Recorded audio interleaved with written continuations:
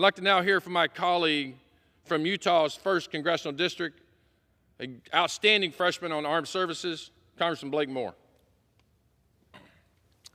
Thank you, Mr. Speaker, and thank you, Congressman Hearn, for organizing this special order tonight and for your leadership on the Republican Study Committee. I frequently reach out to my constituents and conduct polling, if you will, on what are the issues that matter most to them. And at the top of the list, every single time, it's debt and deficit. It's constantly debt and deficit. I know that's on the minds of many Americans, but particularly in Utah, where we are so fiscally smart that we have a balanced budget. We have a rainy day fund.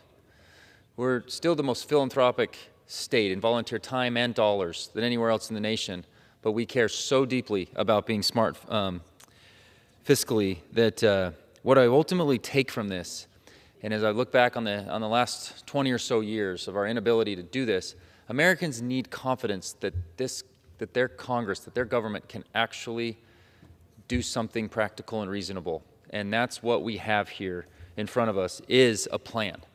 Americans need to know that there's a plan to be able to inject fiscal responsibility again into what they have not seen for too long. Like everywhere in the nation, Utah families are burdened with painfully inflated gas prices at the gas pump, grocery store, and more. The average American household is paying hundreds more than they would for the same goods that they purchased just a year ago. Despite repeated Republican warnings of excessive federal spending, what it would do to our economy, Democrats have continued to vote for massive spending bills. As a father to 4 young boys, I know we must provide for the next generation a more stable economic outlook for their financial success. It's why I ran for Congress. However, achieving a balanced budget after over 20 years of consistent deficit spending is a very tall task. And when I decided to run for Congress, and I made this a key part of my platform, I knew it was going to be a very tall task. On top of increasing Medicare and Social Security spending, the Congressional Budget Office estimates that over the next 10 years, interest costs will total $8.1 trillion. The longer we don't address this issue, the larger the hill we must climb. Even so, leaders from both parties have historically come to the table to build solutions, and we must rise to the occasion.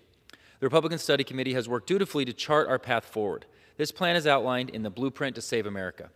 This roadmap provides a fiscally sound path to balancing our budget in 7 years, protecting our border, bolstering our nation's defense, expanding workforce opportunities, making the successful Tax Cut and Jobs Act permanent, and so much more.